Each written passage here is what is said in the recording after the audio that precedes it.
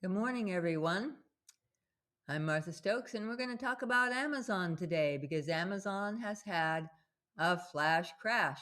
It actually had stellar earnings. It was very strong. Its AWS area where it's doing its AI technologies and all of the connections that it has there is also doing extremely well. It has a partnership with NASDAQ to go into a global stock market with the US leading into Europe and other nations.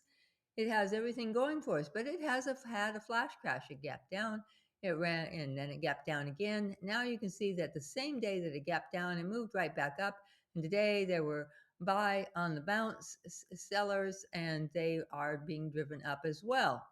So we have a flash crash. Now, why the heck would we have a flash crash in Amazon when it just reported 4 days ago a great review of great earnings and strong things? Andy Jassy is the CEO, and he is simply brilliant, and he's managing both the e-commerce side of Amazon, the robotics side of Amazon, and the AWS AI side of Amazon. Amazon is a conglomerate. So why did it flash crash? Well, it was retail news saying that Amazon was going to have problems because Anthropic had this new software first, and that was going to destroy AI for Amazon. Well, that's totally not true. Anthropic is a very small private company. It's AI, a neural net, because it's not really software, folks. It's neural net. And so you have to think of it in terms of a neural net rather than of software. They've come out with some new neural nets for their AI, and it is for regulated industries. AI, Amazon is not regulated. And Amazon actually has a big stake in Anthropic, and it's a tiny family-owned company that is looking to do something really good by spreading EGS and other things that are more humanitarian and more responsibility for AI. And it's a great idea, but Anthropic is a private company. It's very tiny. It has like 23 employees, and it is a contender. It definitely is a contender, but Google and Amazon and other companies don't really need to worry about it. They're invested in it, they're supporting it, and one of them may take it over. AWS has new agreements with OpenAI, Visa, the NBA, BlackRock, Perplexity, which is a great place to go for AI information, Lyft, United Airlines, DoorDash, Salesforce, Air Force, and Adobe, so on and so forth. Tons and tons of good news. It did spend a lot of money in the last quarter of 2025 and during 2025 building new infrastructure. Is that a negative? No, that's a positive. So all of this is due to retail news overreacting to this. So now what happens? Well, we can see that we have a fundamental level because it was supported here, and these are the lows, and every time it gets close to this, it's bouncing off because there's strong support at this level because this is the low of the fundamental levels, and the fundamentals are about halfway up here. So just this narrow little range right in here are the fundamental levels. And dark pools are going to react to this. This was a huge spike, HFT gap and run down on retail news, retail news. And then it is moving up. So now what do you do? Now what do you do? Well, you put Amazon on a watch list and you pay attention to it because like in the April, it started in March, there was a decline because there was fears of tariffs and trade wars and blah, blah, blah. And then we had a big flash crash. Well, you notice that immediately the buy-side institutions stepped in and pushed Amazon up because it was below its fundamental levels. And so there was more selling going on because smaller funds were just sure that the world was coming to an end. And of course, it wasn't because the corporations of the U.S. are global and world renowned. And you have to understand that the stock market leads and creates the economy. The Fortune 1000 companies are all in the stock market, and they lead the world globally. There are no nations that have anywhere near 1,000 corporations that are as huge as the US. So the stock market leads the economy, but the economy has shifted and changed. It's no longer a consumer-based economy. And the CEO of Amazon recognizes that. So he's moving into AI technology and AWS technology and building infrastructure and using robots. Amazon now is one of the largest in the United States that has more robots than anybody else. It's 1 million and counting. So he even has ownership of the robot company that they make their robots from, and they're doing autonomous work also. So they're advancing. This is not going to stay. This is not going to keep on going down, folks. So if you're being told, oh, sell Amazon, that is somebody trying to convince you to do something that makes them money.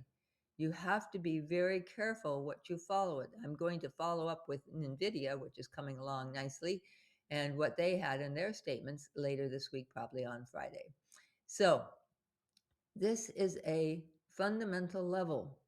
And like water, the stock price will move back up into the fundamental buy zone. Now, this is a trickier selling mode because it's sideways, because it has been developing its infrastructure.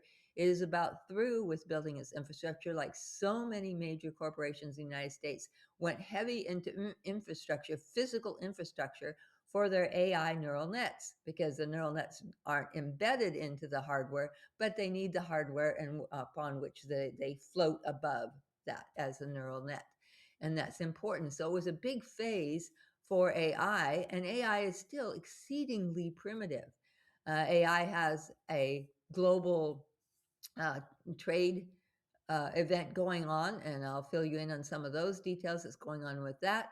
And a lot of people are doing commentaries and indices, and what's happened is that a lot of companies that adopted AI are struggling to integrate it and struggling to get it to work. So now all the companies that sold that AI have to go back and teach the corporations how to use it beyond the very basics that they've been using it at, because nobody is using it like you've been told.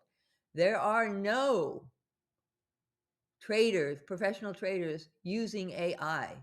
And if you've experimented with some of these AI, oh, it'll just find all the stocks for you. You're losing money, because that's what's happening.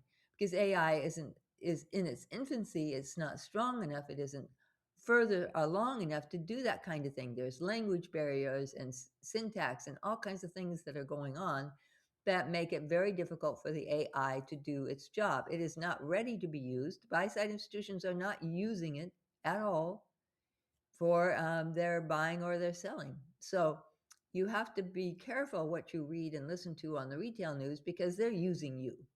They're taking advantage of you, and you thinking that, oh, investors are doing this, investors are doing that.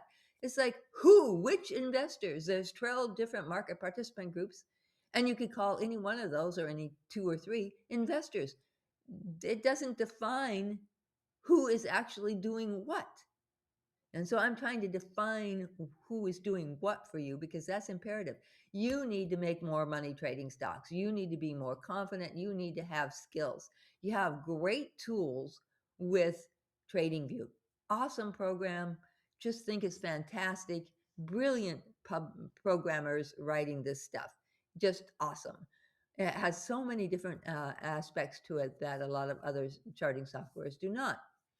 But tools are not enough. Skills are what you need. And I'm trying to teach you the skills of trading, so that when you use the tools, like analyzing charts or using indicators or anything, when you use the tools, you are successful, because you have the skills to make the tools work. Do we get this? How many of you actually fix your cars anymore? No, you go and take it into the the company that sold you the car, and they do these diagnostics with all these things, because you can't. There's no tools that you can fix the all the electronics that are in your car anymore. Well, the same thing is true of the market. There's a lot going on, and if all you do is focus on your tools, and you don't focus on the skills of using those tools, you're going to be left behind. So you need to understand that what I'm trying to teach you are the skills of the use of these great TradingView tools. They are not enough alone. We can see that there was a big pop here. We can start to analyze, okay, where will this go? It should have stopped right here. And it should have had a pop up here, but no, it gapped down. Now it's moving up again so far today. There will probably be more selling like there was before, but it is going to go back up. And when it pops into this level again, you want to be ready for some strong runs up. You need to plan ahead. You can't just go day to day. Oh, what stock am I going to use today? Let me look and see what everybody else is buying. You're in late and you're going to lose money. It's just too hard. You want to be in ahead and go, okay, yay, I'm good to go. That's my topic of the day. I hope you have learned a lot. If you have any questions, please ask. Thank you for joining me. I'm Martha Stokes, CMT.